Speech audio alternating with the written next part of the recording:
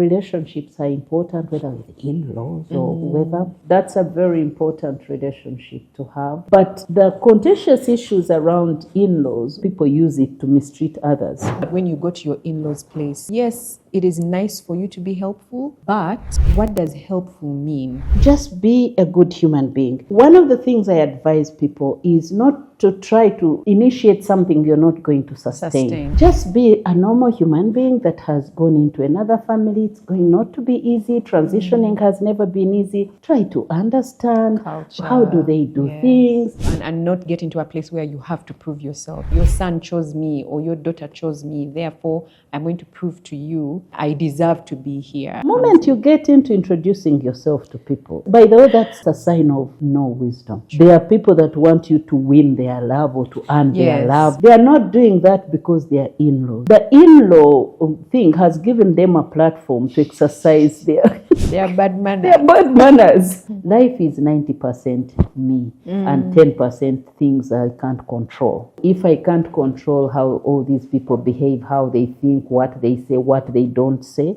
at least I'm in charge of what I can say.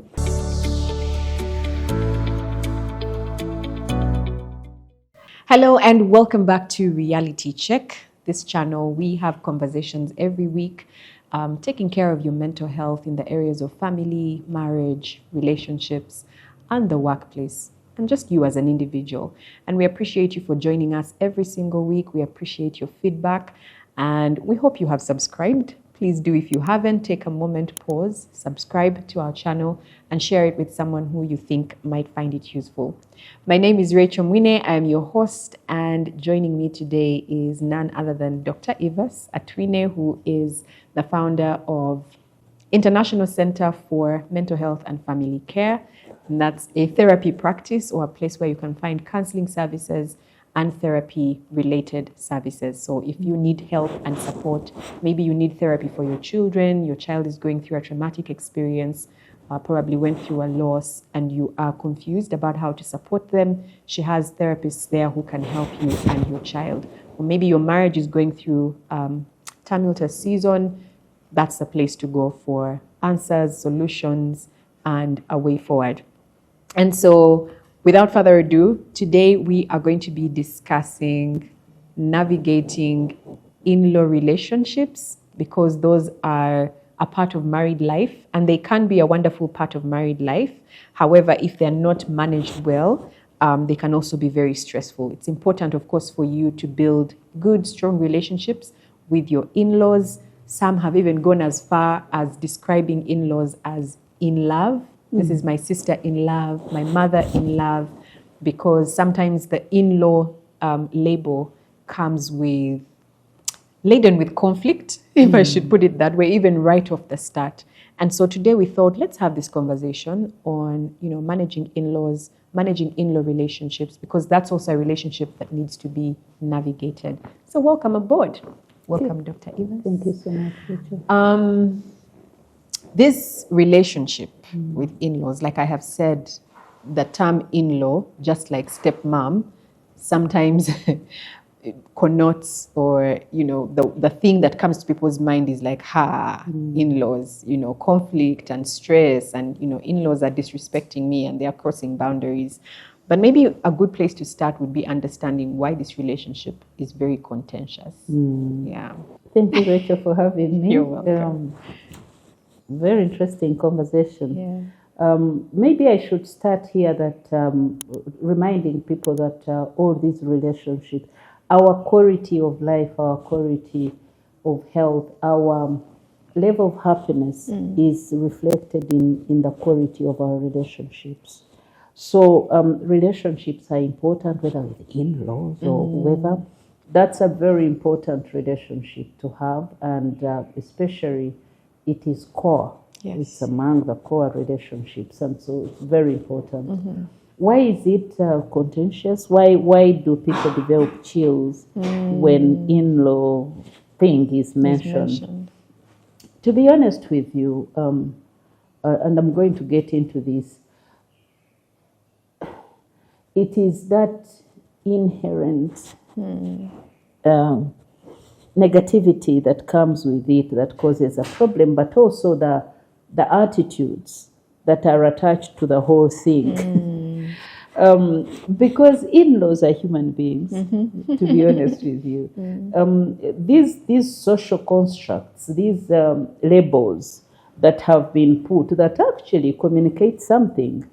Because if, for instance, I've had people say, I can't believe there is one good stepmom. You see, it's because there is a negativity that is attached to it. So it is the same thing with in-laws.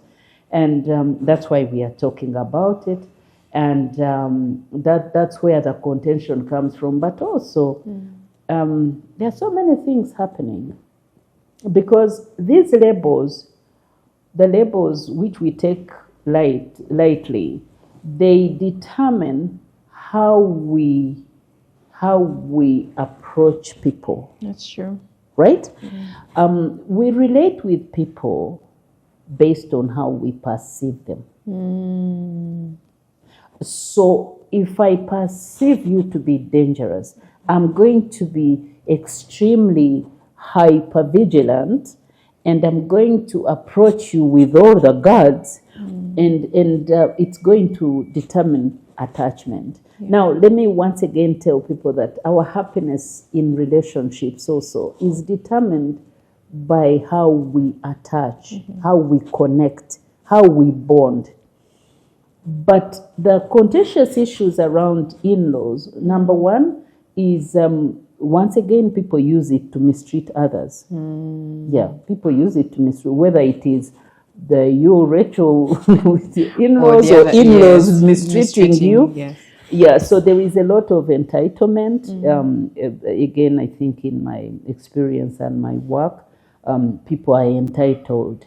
So when, for instance, a girl goes to their family, they are saying, she has to prove to us that she is enough for her brother, or, some of the, you understand? Yeah. Very ugly levels of entitlement, but also ladies especially. I'm going to talk about men as well, but ladies especially. I must say it's very complicated because ladies, we tend to move. And it's very hard. It's a big transition. Every transition, according to psychology, affects us. We feel detached. We get uprooted. So we get uprooted from one place into another. And when we get there, you have to form new attachments. That's true. And it's very difficult. It's very, very difficult. As ladies, sometimes we also carry that mindset, that stereotype of in-laws are bad. We also get there. This is not something we discuss from one size fits all kind of thing. No, there are so many dynamics here. So some ladies actually carry that. So, and remember, I tell people again that in whichever way you program your mind, you're going to see those things. For instance, you didn't realize maybe that when you are expecting, when you are pregnant, we see so many pregnant women. That's true, yes. You see, when you buy a new car, yes, you're going to see that so car many, everywhere. Yes, now, that's exactly what hypervigilance means, because the brain is tuned to see that. Now, when you go expecting in-laws to be bad, I guarantee you they're going to be. You'll see it. Yeah. You'll see it. Because whatever you put your gaze at, you're going to see it. So there is that. There is the attitude. So it's basically attitudes. And then, of course, also men, in-laws. I think for in-laws, men have a challenge because when they get this lady in, some of them don't consider that they have become a part of a bigger family. And so there's so much conflict if this lady wants to still connect with the family or their engagements on the other end. And I'm talking about conflict points because that's where all these things are coming in. But we have a major one where in-laws make decisions, they cross boundaries. Yes, on behalf of the primary couple. Yes. And so I think the major problem is crossing of boundaries. What I talked about earlier, for instance, someone saying, but is this the right person for my son? Or Oh, I mean, we see that again. Yeah, yeah. Or siblings are saying, I think he deserved better or she deserved better, or that. But then there is also getting into the nitty gritty decisions and dynamics and operations of the family without observing the necessary boundaries. It becomes a recipe for conflict. So I think maybe I've mentioned only those. That's why it becomes contentious. And then people don't see people as human beings, they see them as in-laws. You're doing this because you're my in-law. You hate me because you're my in-law. You do it because this mother-in-law, mothers-in-law. Mothers-in-law are terrible. Yeah. And so you come ready. With your guards up. With your guards up. That's where, those are some of the ugly dynamics that happen. But I want to tell you, key thing is, we are all human. We are all human. I've always told people, and I thank God that I entered marriage ready, because I fear to hate. I really fear to hate. It's too heavy for me. It's too much. And I, whenever they talked about in-laws, they'll do this, they'll hate you. Sijui what? Your sisters-in-law. I made a decision. I said I'm going to view people as people. Because amongst my siblings, for instance, I could be having some difficult ones. Absolutely. And this person is not just bad because they are an in-law. They're just human. So I chose to view people as human beings. Yeah. And it has helped me a great deal. Because then I'm going to carry the burden. Then I'm going to run to my husband and say, deal with your people. They are just humans. And in all honesty, maybe I've jumped the gun, but I made a decision. I was going to view people as people. And where I needed to defend myself, I'm going to do that. Yes, I'm going to do that. Gladly, I've not had those moments where I have to really... But I define myself. I'm able to relate with people. And I decided to choose love. I chose love. And I picked this from my dad. When our big sister, late sister who passed on 2 months ago, when she was getting married, I was young. I was very young. I was in P6. Then our dad said something, which I said at her funeral. But it was very profound. Our dad was a lover. He believes in love. He hated these protracted conflicts. He believed that when you love someone, you have put a heavy burden on them. That's true. So when our sister was getting married, our dad spoke. Imagine, P6, and I still remember it, very vivid. He said, go to this family and love them. And he said, when they hate you, love them. When they hate you more, love them more. Ow. And he said, love wins. It does. Now that's hard. It's hard. That's hard. Yeah. Now, when our sister went to love, she loved even the more. And we were complaining that she didn't know to protect herself. But conversation for another time. The point is, I chose love. And love doesn't mean you're stupid. No, it doesn't. Love, because there are moments when you have to exercise tough love, right? But I chose love. I didn't want to approach people hatefully. No, I didn't want to do that. And to be honest with you, it has worked. It has worked, because I approach people gracefully and I approach them lovingly. And if you choose to hate me, I will also see you, but maybe I don't have time for that. Right? You've chosen that. And I also consider one of the other things that has helped me is to know that not everyone is supposed to love me. Accepting that. And that's truth. Yeah. So there are people who will love you for something, another person will hate you for the same thing. And it is okay. It is well. Yeah. It is well. Yeah. So ultimately, at my level. Yeah. I think what you say is very important, to take people as people. Yeah. That when we put labels on people, even though, yes, structurally, they are your in-laws because you're married to their brother or you're married to their sister, but they're human beings first before they are your they are in-laws. in-laws. And so to take them as they are with their different temperaments, their different personalities, their different weaknesses and struggles, because we know the people we live with in society. And so I think having that perception will then help you take each one of them as they come. And then understanding that love doesn't make you stupid, although love is a good resource to have and approach your in-laws.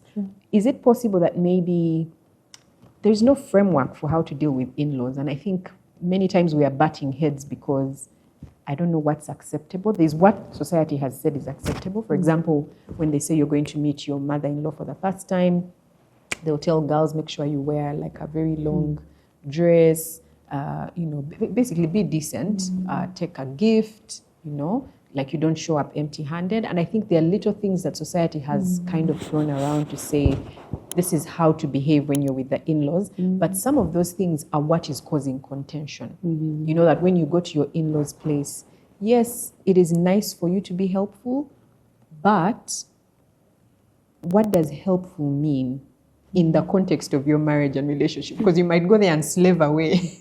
At Christmas time, there are these memes that go around of women with their wigs blowing the sigiri. They've never used the sigiri a day in their life. But because they are busy trying to impress in-laws, it's not even a sigiri, it's like a stone, what do they call it? Firewood, cooking with firewood. And so I think that there is no framework for how to deal with in-laws. And therefore we keep having contention and conflict. Sorry, Rachel. So I don't know. I think, what would you say to, what is the framework? And maybe the framework might be boundaries. So I want you to speak to that. I think honestly, Rachel, if you ask me, what is the framework? It's wisdom. Wisdom. It is wisdom, but it's also humanity. Be a good human. Just be a good human being. Relax. Yes. I think sometimes we invest a lot of emotional energy in programming it, and then we cease to be real. Right? We cease to be real. Is giving a gift okay? Give a gift. Who doesn't want to receive a gift? I started giving gifts. I'm a giver. You're a giver. And I started giving gifts to my mother-in-law before I got married, when I was dating my husband. And whenever he would be going for Christmas, I would buy something for my mother-in-law. And it would make me feel so good. Was I buying love? No, I wasn't. I'm a giver. But is it good to give gifts? I mean, do, really. If you get home and you have to help out, please do. You see? The thing is, when you know some of the things, expectations on you and all that, but just be a good human being. One of the things I advise people is not to try to initiate something you're not going to sustain. Because that's going to make you fake. You see, but if you choose to be normal, be normal, and I'm going to come to footing on this and all that. Just be a normal human being that has gone into another family. It's going not to be easy. Transitioning has never been easy. Try to understand how do they do things. The culture of the family, right? The culture of the family, because one of the things that brings conflict is when people go against the family culture. You see, you get in and you say, me, us, that's not how we do things. But supposing you do that, what does it cost? What does it cost you? You're married to a culture where people have to kneel. Right? I've had people say, yes, we don't kneel. Well, what happens if you kneel? Are the legs going to fall off? Like, what is going to happen? So do you see how it is important? But let me say something, since you asked about structure, framework. One important thing is to sensitize yourself on how people do things, on how that family operates. Right? We call it doing intelligence. Get intelligence information. Just try to understand. Not with a view to being hyper, what is it called? Hypersensitive? No. But just to understand, how do you do this? How do you do that? Can I share an example? Please. When I got married, I was just 1 year, no, one month, I think, into, I think the first Christmas we went. In our home, we prepare meat. We added, what do they call it? Blood, yeah?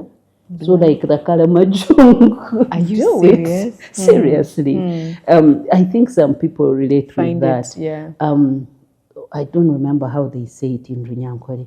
When I went to my new home, I prepared meat and I did it. And they said, no, we don't do it here. Right? We are going to make mistakes. I didn't ask anyone. I just took it for granted. But that's the way it might happen in that home. My mom-in-law, she does things a certain way. Very organized. If you do this, when you're going to leave, do things, wash things a certain way, keep them. She keeps them. She keeps things, and I love her for that. She'll keep our things and we would wash those pans, all the things we've used during Christmas, and then we keep them. We tie them somewhere. We pack them somewhere, and we take them, and that's where they have to be. Just imagine you come and you say, "What's that? This is too much. That's not how I do things. That's not how I do things." So I think when you sensitize yourself on how people do things, you're going to fit in faster, rather than sitting somewhere and you're viewing these people. They have lugezgezi. What do they want? Me, that's not how I do things. That is not wisdom. It's not. Yeah, a wise person does. Everywhere we go, we have to be culturally sensitive. That's true. To that community, and I think that's one of the major areas that has brought so much contention and confusion and conflict in marriages, because I've realized when people relax, like no one is really after you. No. Sometimes you'll see some who have issues, and if you're wise enough, you're going to choose that you're not going to pick every battle. Just leave it alone. Yeah. Just leave it. Yeah. So and not get into a place where you have to prove yourself. You're like, okay, your son chose me or your daughter chose me. Therefore, I'm going to prove to you that I deserve to be here. And I think that's where a lot of contention. The moment you get into introducing yourself to people, by the way, that's a sign of no wisdom. I'm trying to be as I see that. I will not use foolishness, but it's being unwise. Why would you be dragged into those conversations? There's no point. Don't go there. Don't try to introduce yourself. Don't tell them I'm here. No one is going to approve. If you do that, sorry, that doesn't look good on you. It doesn't. So it's very important to relax. I wish I could tell people to just be okay. Just be okay. Be open to learning. Ask and say, how do you do this? Hey, I think I asked, and I remember one person saying, it's the same way. You think here we do it different? I said, yeah, I would love to know. And I'll tell you, some people will offer you resentment before even you see. as you ask. Yeah, that is so true. They'll offer you resentment. Be ready for it. Be ready. Yeah. There are people that won't. There are those that will be suspicious. There are those that will really offer you resentment, whether you are a man or woman. That's true. There are people that want you to win their love or to earn their love. There are those. Prove yourself. But in all, let's know that these are human beings. They are not doing that because they are in-laws. No. The in-law thing has given them a platform to exercise their bad manners. Their bad manners. So if you view that, if you view it that way, you're going to be more gracious. You're going to look at someone and say, oh dear. Yeah, don't see it as an invitation to fight. It's not an invitation to come and have an argument. It's just see them for who they are and like, oh, thank you for introducing yourself to me. Now I know you. And I know how to deal with you, maybe at arm's length for the first few years. And usually those people will turn around and become some of your best allies within your in-law camp. If you give them love and take them as they are and not engage in a fight, I think it's possible to win those people over. Basically, they are telling you who they are and how much you should give them. Seriously, which is little. Yes, because if someone is resentful, Yeah. you're not going to come and pour yourself there and do all that, and you're going to hurt yourself. But if someone is saying, let's just be connecting with that, do the basics, build. You have to know that for some time, not everyone is going to be your close friend. That's true. Right? And just the same way we tell people, when you go to the workplace, your number one reason is not to look for friends. You're there to do a job, yeah. You're going to just do your job. When we get into a family, don't be desperate to make people your best friends. Most of the time, it feels like we are talking about only women. No, it's even men. Even men. Just be normal. When you're normal, your brand is known, then your brand is going to attract who you relate with at different levels. That's what it is. Even in general in life, we're not supposed to be desperate for friends. No. I mean, we teach our children not to be desperate for friends. No. Connect with people and make sure you don't lose your brand. What is your brand? And as you approach people, extend grace, keep okay, be humble, and do all this. But in that, you're going to, then people who are supposed to connect with you are going to come out. Yeah. But in the meantime, just be a good human being. Yeah, be a good human being. Yeah. Let's switch gears a bit. I want to paint a scenario where a wife or husband is expecting that their partner is going to have their back. So let's say that there's this very overbearing in-law. Yeah. Because they are there. They're there. Who will insert themselves in the affairs of this marriage, and they will come at either a wife or a husband, criticizing them. Maybe, let's say they're even being supported and they're in the home, criticizing the wife's cooking, or I don't know why the house is arranged like this, or why do you do this with your children? Basically, everything is a battle and a fight, and their spouse does not have their back. What would you advise couples to do in scenarios like that? And I need the advice for both the one who should have the back and the one who is being attacked or dealing with this overbearing in-law. Yes, that is so real. Yeah. Because we already mentioned that people cross boundaries. And sometimes it can be too much. Someone can come for you, say so many things, and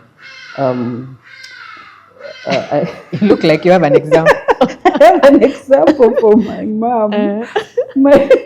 My mom told us that when she didn't go to school, please note, and she told us that she had an overbearing sister-in-law, our auntie. Okay. I never got to see her, so I'm not talking about her because she's no longer gone. living. But I'm just using this example. It's very interesting. She was too much. She was too much. So she would come to my mom and say, do you think you'll even have children? Look at you. Yes. And she had just gotten married. So it can be too much. And I remember my mom said to her, she said, "You're good for nothing." I mean, sorry, Mom. And we've always laughed about it. And then when Dad came, the sister reported and said, "Your wife has abused me in English." And so my dad said, she doesn't know English. And so we were asking our mom, "Did you ever tell him that you said that?" He said, "I don't know English." It was her defense. You understand? Now, I'll tell you, there are some who are just They're terrible. Something else. Yeah. And this is what we advise. Please, each person, you know your people. You know your people. I know my siblings. I know those who are likely to cross boundaries. That's true. I know those that are likely to take me a certain direction. I know those who are likely to really go for my husband and say what or whatever. I know. And so I'm able to call them them in out. line. Because each one of us is able to call out Our people. It gets very hard. It's harder for me, Rachel, to go after an in-law. There are certain things. Again, we are talking about boundaries. While I can call them out, it's much easier for my husband to really say, my brother, what you've done is not right. So it's very, very important that in circumstances like that, the party whose relatives are really crossing boundaries, they call them out. Because one, they know them, but two, it's much easier. The dynamic gets really harder when it's the other person. You have to cross. But on the you said even the other person, the one who is being attacked. The one being attacked. Again, I will use my mother. Number one, speak up. Speak up. Speak up. I mean, I'm not sending everyone out to go and speak my mom's English. But speak up. It's very important for us to defend ourselves at some point. Not in a bad way, but be able to say, what's that? You know, in a nice way. And I always encourage people, please be in a stable position. Because if you get someone who is unreasonable, they can actually drag you in their world if you're not stable enough, right? And so it's very important for you to be stable. And when you defend yourself, it's called self-defense, self-advocacy. Yes. You have to exercise self-advocacy. One of my experience as a marriage therapist, it's much easier for women to defend their partners than men. Yes. Because a woman will say, my brother, no, leave my husband. But it's usually harder. I wonder why. Yes, I'll tell you. It's harder for men to protect their partners, their wives. And one of the reasons is that men have carried this notion that if I defend my wife, I'm going to look weak. I'm going to look bottled. What do they call it? Oh, like controlled. Controlled. They are going to think that my wife has taken me from my family. Those are some of the stereotypes that actually hold men back. And so they just keep... They cowards, like, I don't want to enter, I don't want to meddle. Yes, and they can say all the unreasonable things, and then the wife is still attacked. It's very, very hard. It's so very, very hard. I mean, it makes sense. It's such a wild argument. Yes. But I can see how they would come to that conclusion. Yes. Yeah. So they want to maintain a certain level of respect. Yes. Within the family. Yes. To not appear that my wife is telling me what to do. And yet there's so many ways you can defend your wife without appearing weak. Some of the men don't even go into understanding what happened. They don't. They'll just skirt around it. They will hide. They will not solve it. Some, I've said some. And it's very common. Very common. It's there are very few men that will stand and protect their partners, even where they feel the partner may be needed to have exercised something. They have a very hard time balancing this and resolving that kind of conflict. It's very hard for men. Very, very hard. But it's also inherent in the men's way of conflict management. That's true. Yeah. Yes. Because most of the time men try, again, this is something we are trying to address, and I'm hoping that men can pick a few skills for conflict management, because most of them solve conflict by avoiding. And when they avoid, then it builds up. And when it builds up, they would still go back to the wife and say, you're still carrying this thing. They forget that when something is unresolved, it is, once anything covered up grows. Yeah. So if they don't resolve, sometimes they think, it has gone away. So when another similar situation comes up, our brother. then the wife is going to go back and say, can you imagine that? I say, why don't you leave them? So some of those things are very, very irritating. And that's why we encourage men, please protect your partner. Protecting your wife doesn't mean you're weak. It doesn't mean you've been taken. It doesn't mean you're being controlled. It's just a sign of leadership. Yeah, it's an aspect of leadership. And even if the wife is on the wrong side of it, resolve it, find a way of handling it in a wise manner, and you can call her out separately, privately, but then usually there is a conflict is fueled by both. If you're one of your relatives has done this crossed borders, call them out. Put yourself in a place of leadership and do that. Yeah, it's a sign of leadership, but I think also a lot of women interpret it as finding security, that my husband has my back, therefore I am secure in his leadership or in this relationship. That if someone from the outside of this bubble attacks me, even if it is his own mom or his own sister or cousin, that he has my back enough to say, look, this is actually my wife, the mother of my children, and whatever has happened, we can resolve it amicably. Yes. And so there's a lot of ways that men can communicate to their wives that I love you and I value you, and I think that is one of them. So in avoiding, they are missing out on an opportunity to show their wives that they care for them and that they are providing leadership, like you have rightly put.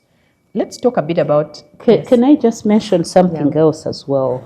I think one of the things that men are faced with also is when a wife comes with this mindset, this warrior. Bad. Yes. What do they call it? They've come to fight. Yes. If they've come to fight, it's going to be very hard. And I hope my sisters are listening and will do this. There are areas where... Just imagine, we've all been children, and we've had children. When children are fighting, and they keep coming, this one has disturbed me, then you solve that. This one has disturbed me, then you solve that. It's exhausting. It is. Now, sometimes it's exhausting for men, for the wife, to be coming to report an in-law all the time. Yes. You understand? Yes. Because there are certain things you can solve on your own. There are certain things you can ignore. Because if you operate in wisdom, you understand people, and you're like, okay, pass. It.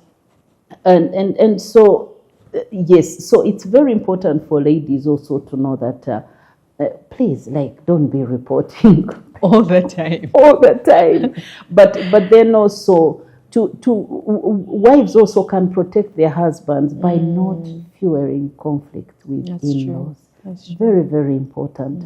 Because if you have a wife who is able to manage a few things, doesn't put you on the line to be fighting and calling out people, all that, it can also be bad. I've seen families where the husband has to be dealing with everything. A referee. This one all the time. Me this. That one then is talking to this one. It can be annoying, and then it kills the relationship.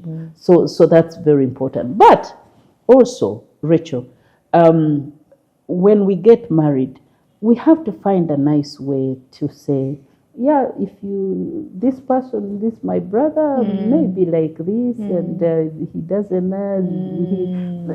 Nice way not to gossip about people, but because you're going to relate with these people together. And so if I know that my brother is not good with not keeping time, or they are likely to... Just explain to your people, to your person. It's called orientation. I like that.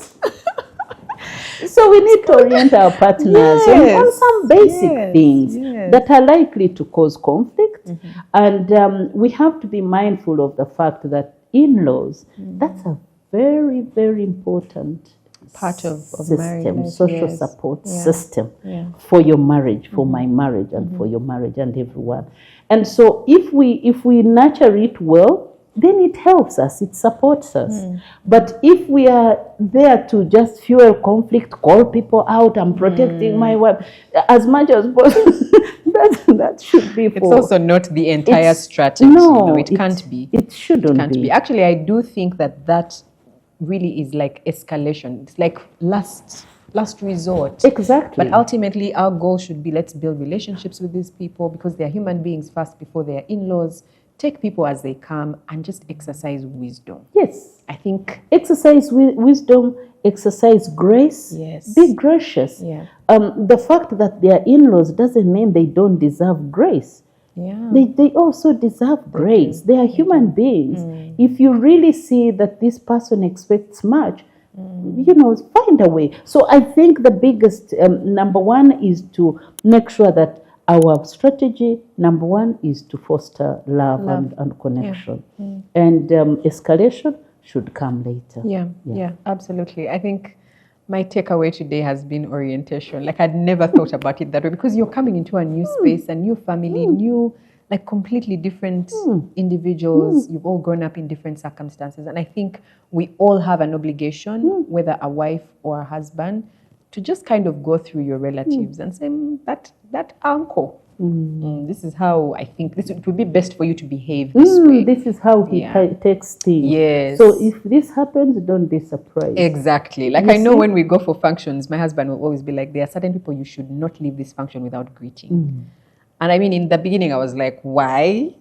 I mean, if there are like 1,000 people at an event, said, no, there's a list of people. So I make sure I look out for those people and greet them, because they deserve that honor. And just for good books and good family relationships, I make sure that I greet those people and just take note of their presence at said event. So I think if you haven't... put on kare. Yes. Yeah, like you're going for a burial, you're going for an event in the village, like that one time, wear that long dress. It's not going to... Don't put on pants. Don't wear pants, I remember there was a time when in the village, my husband's home, a couple of years back, and we were going to church, and I'd put on a shirt dress, those kind of dresses, and I put on leggings. And I was like, this is my way of saying I respect church because I put in leggings. But hello, we're in the village. Babi, my mother in love, bless her soul, she took me aside and said, at our church, we don't allow pants. And I mean, I took it in good stride. I went and I had an extra something to put on, so I changed. And I think it's little things like that. So rather than be mad at her and beat her, like, who does she think she is? For us in Kampala, we wear pants. Like, just assimilate. My mother would never tell me, something like that. Be a good human, assimilate, and be wise. Be wise. As we kind of bring this conversation to a close, I think that preparation for when we are going to be in-laws ourselves doesn't start when your child comes to tell you that they are getting married. That it starts now. My son being 10, you have a son who is 10 as well. My son is 9. He will have me for dinner for saying this. Mommy, I'm 9. Sorry, my son being 9, yours being 10. Like, we start preparation for when we are going to be in-laws for that season now. What would you say that preparation looks like? What are some of the things we need to keep in mind? And I want you to speak even to things like attachment, because mothers-in-law are notorious for meddling in their sons' marriages and homes, because maybe they are failing to detach and allowing their children to soar and be husbands and be wives in their home. So talk through what preparation looks like for that mother of a 3-year-old who is saying, that's so far away from me, I don't need to think about it. I think one thing, Rachel, in response to that, you reminded me of 2 things. I'll say one, remind me that I said, I'll say 2. The first one is when we had just gotten married. I don't know about you, and we had a fellowship, marriage fellowship. 2 things that never missed on the prayer list. Pray for in-laws and pray for house helps. Oh, okay. Yeah? In-laws was number 1. And so we kept saying, okay, should we pray for in-laws or ourselves? And I remember my husband always, and he still says it, you who are pointing fingers at in-laws, what kind of in-laws are you going to be? Wow. Right? Would you rather invest, if you have can you use it as a learning point if you see someone do that? And I would hate to meddle in my children's homes. Yeah. So, by the way, please not. I'm about to You're about to enter that zone. I didn't want to be the one to say it, so since you have mentioned it. But I would want to support my children, both of them, observing very clear boundaries. I need to know it's very delicate, but I'm very mindful of that. But the thing is, do we see ourselves in 10, 15 years? 10, 15 years. You know, as a marriage and a life coach, I've always told people, please project life.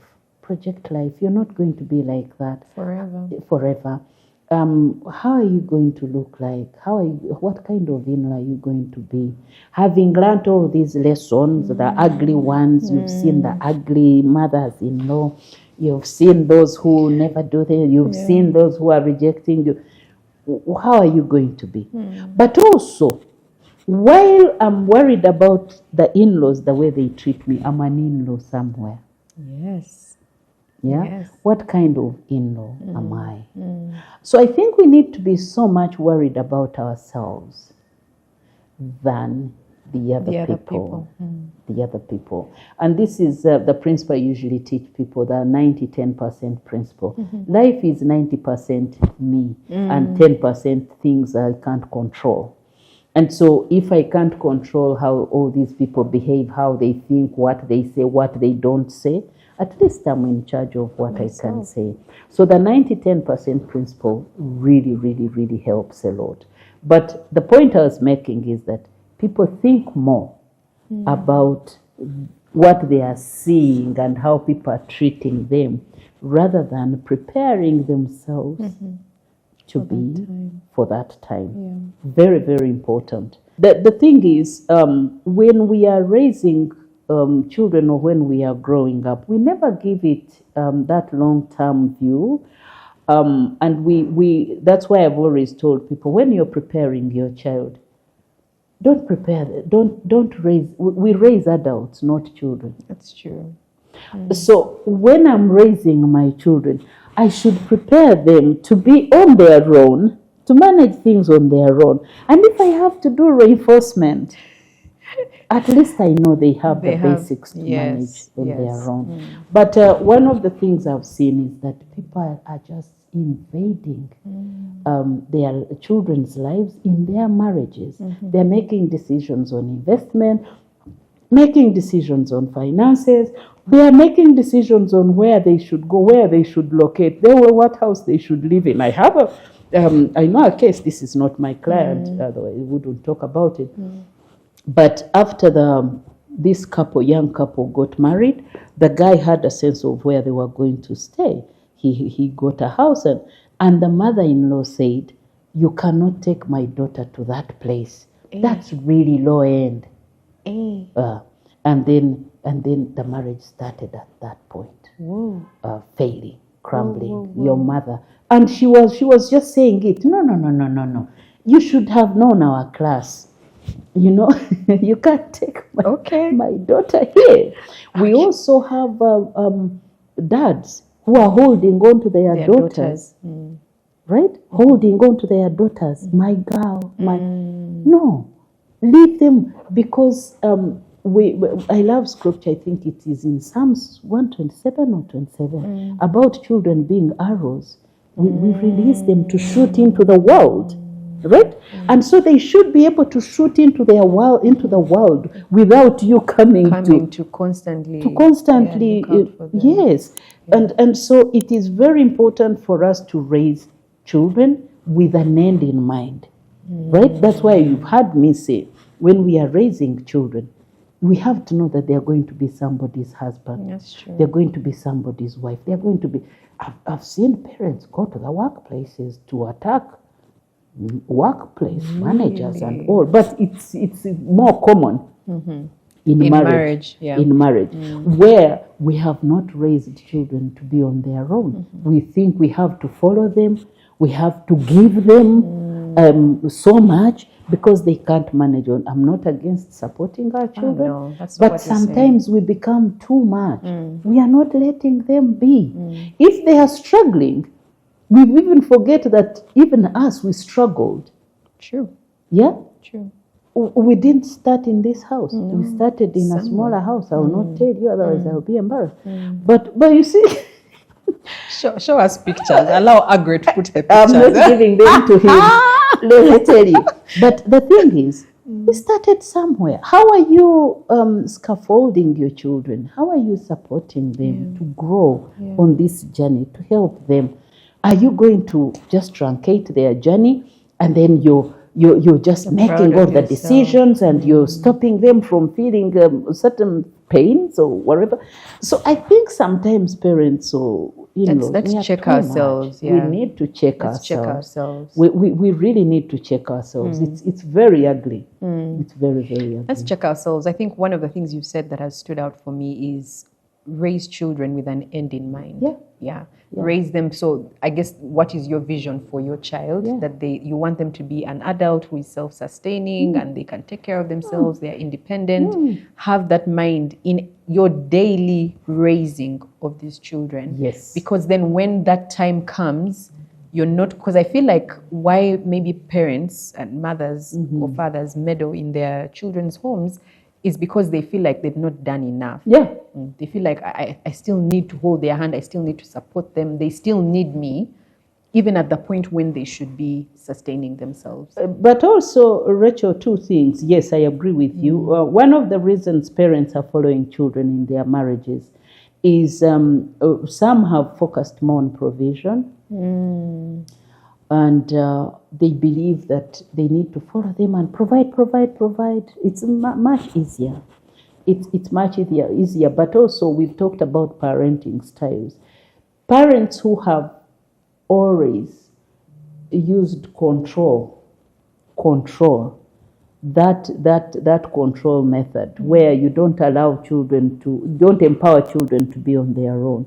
They get the temptation more. The authoritarian parents I talked about in one of the episodes. They don't empower, they control, right? Wow. They instruct. So even when the children get married, they just want to follow them and instruct. Now, having said that, Rachel, let's not, maybe we don't give an impression that this is, the role of in-laws is to destroy marriages only. No. My advice actually to parents, yes, in-laws, parents, who are following children, please support them to build their marriage. Yeah. Because if you follow them, and you're trying to isolate your daughter or your son and viewing the other person as mistreating your son, that is not going to help. Whenever we intervene in our children's marriages, it should be with a view to building them, to building that marriage. I've had parents who say, your room is still there. Life is not about a room. Your room is still there. What are you saying? What exactly are you saying? And then I've heard that. It happens. Your room? Come on. Don't encourage. Don't encourage that. Yeah. Because a parent's word is very powerful. So when you follow them, and I've also seen my brothers have suffered, but let me say this to you. Parents, both men and women, they have a challenge calling their sons out. This is true. Yes. Yeah.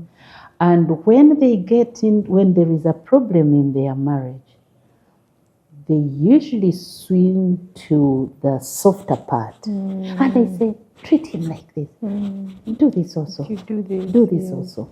Do this also. And sometimes women get overburdened with try this, try that, because they are fearing to say, don't do this. Yeah. So when in-laws or wherever, when they are coming in, we need to be intentional about building and strengthening our children's marriages. Yeah. That interference is okay. Because remember, that's what I said. It's a very big, beautiful, if we nurture it, Yes. beautiful support system. It That supports. Some people, when they have a challenge in their marriage, they have nowhere to go. That's true. They have nowhere to go because they know I'll go to his dad or her dad and they'll say this. We'll go to this but if we have a good attitude, we are ready to support children's marriage, not just to isolate our children and say they've been mistreated, but we are ready to support them. That can be an amazing, amazing, effectual support system.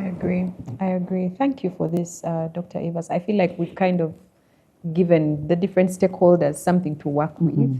What would your parting shots be as we wrap this conversation up in managing this relationship? I think so much wisdom has been shared already, but what would be your final words? I guess my final word is to not be trapped by the whole label, in-laws. Let's avoid that. View people as people. Yeah. Once we do that, it's a good starting place. True. Remember, that label carries some stigma. It does. Yeah, it does. And if you view people as people, you're going to. Then secondly, Rachel, is to be more concerned about us than the other people. Again, I want to market the 90-10% principle. You have everything. You have 90% power over this situation. How does your power look like? Is it negative power or is it positive? And so if you, in every relationship, we encourage people to occupy the higher space.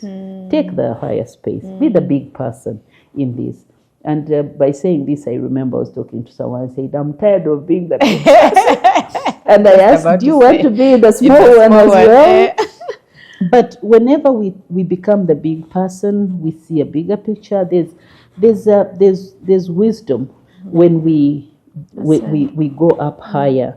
I've always told people to consider why military operations are on hills. Yeah. It helps you to see the enemy the better way. And so whenever we ask people to get into the higher space, you have a better view. You're able to say, Bambi, this person is not just attacking me, they are struggling. They're struggling. Yes. And so that can, it's freeing. It is. But if you approach people, if you approach in-laws from a victim standpoint, it's going to hurt you so much. It's going to hurt you so much. And everything they do, you'll see through that lens. You're going to see it through that lens. So be up higher and see people.